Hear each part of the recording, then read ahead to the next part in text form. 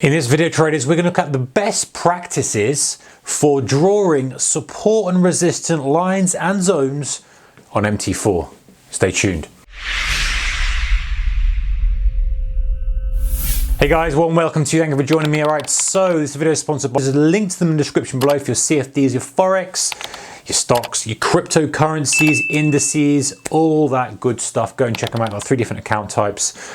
They are sponsoring this video and they're sponsoring the channel. So they use MT4 and MT5. What we're going to do is we're going to log on to MT4 now and we're going to go through some of the process that I use, and maybe you can take a few ideas from it for drawing your support and resistance levels, because I think that it's something that often overlooked. We talk about, oh yeah, support, resistance, holding at support, it's breaking through resistance. We talk about all these things, but fundamentally, are we missing something by not quite putting the levels where we should be, cluttering up our chart too much? What about zones? Let's hit MT4 now and check them out. So we're going to talk about drawing support and resistance, specifically the best practices for drawing support and resistance lines and zones using MT4. So I'm into MT4 now. I'm sponsors also sponsoring this video. Go and check them out, guys. There's a link in the description below.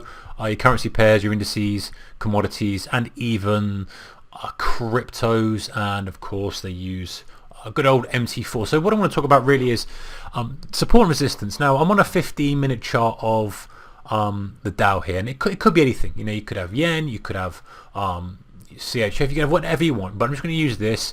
Again, candles are candles, guys. Obviously, you've got preferred markets. Everyone has their own personal favorites and ones they like to watch, and you obviously put them in your watch list on the left hand side here. But you know, let's stick to the topic.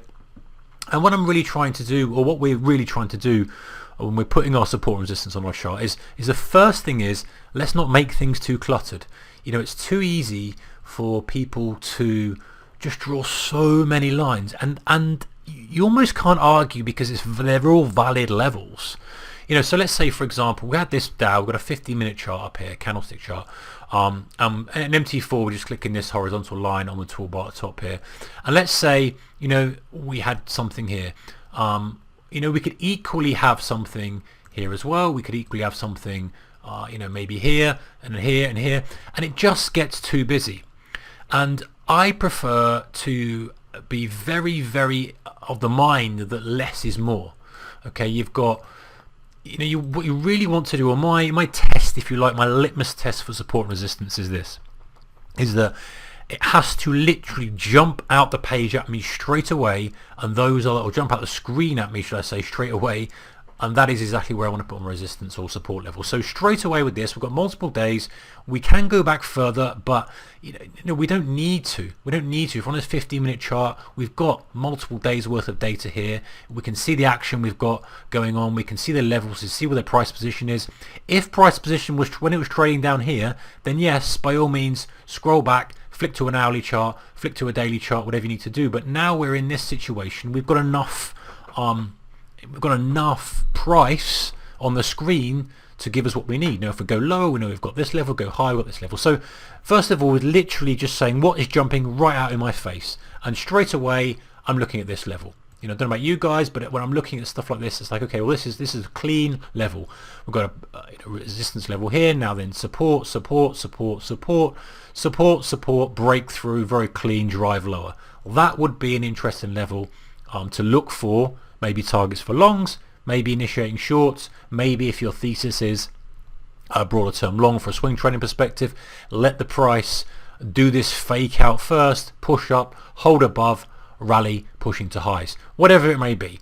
And then, you know, I always like to put on my highs. Bear in mind, MT4, guys, it's the cursor rather than the actual line. So a little bit counterintuitive, but once you get used to it, it's fine. So bracketing the range for the period, got my level here, and like I say, if you're putting too much stuff on, like you're going here, and that's valid, you know, there's a high, you know, support and now resistance, it is very valid, that as is, you know, perhaps this, it just looks too busy.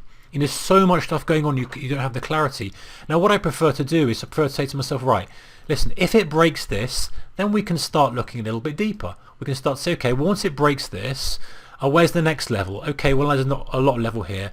Where's the next level? Okay, well, you know, we've got this high here, bit of a cluster, and then the all-time high here. All right, so, you know, now we're getting a picture. But another trick, which is what I tend to prefer to do, is to use the rectangle tool in MT4 to draw a zone. Now, this is again very subjective, as is all trading, guys, as we know, but very subjective.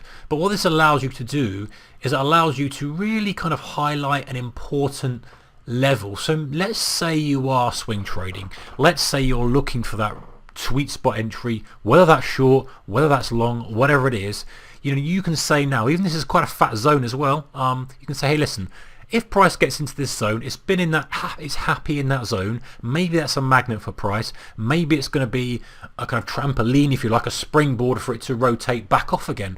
Whatever your thesis, this is much easier to frame in your mind than having all these little lines here. You've got a line here, line here, line here, because it just becomes a cluster of lines, and then it becomes such a binary event. Because if price then breaks, let's say price breaks through the level, you know, like, oh, it's broken through, and then if, let's say, it breaks through this level here, oh, it's broken through, when in reality, you know, this level is one whole. You know, just because it breaks through this does not necessarily mean much. You know, this is far more important, this broader rectangle. I'm just drawing this on just for clarity, guys, but this broader rectangle here is, you know, far more important than key individual levels. So some things to note, guys, is that, okay, draw an MT4, we've got the lines, easy. You know, we just click to the line, horizontal line button, draw it, and we're done. Rectangle, very, very handy for drawing zones. I'm a big fan of zones. You know, another one, for example, would be, okay,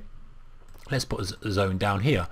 This wouldn't be the greatest, but in actual fact, what we'd like to do is we want to say, okay, that may well be the low, but look, you know, this little cluster here is where we were chopping around for quite a while. So if we were day trading it, if we were going a little bit fine tuning the entry, maybe we'd look for rotation back to there. Forgot to. So it becomes a little bit, you start to picture where the market might want to go, you start to picture where the market might stall, and it becomes less of a binary event. So I think it enables clarity with trading. It enables, you know, less black and white stuff.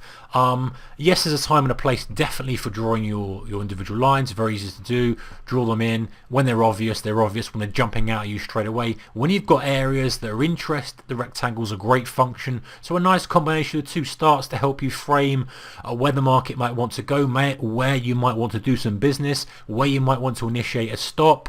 You know, just finally, guys, you know, if you were, let's say you were shorting it and you had a stop there, that wouldn't be a very sensible place, because, you know, there's such a cluster, it's just noise in that level. And if that's too tight for you to have the stop up there, if you're initiating the short here, then maybe you want to wait for it to climb and fail. So you start to picture the whole play, if you like, rather than just a very individual binary, hey, the level's broken or the level's not.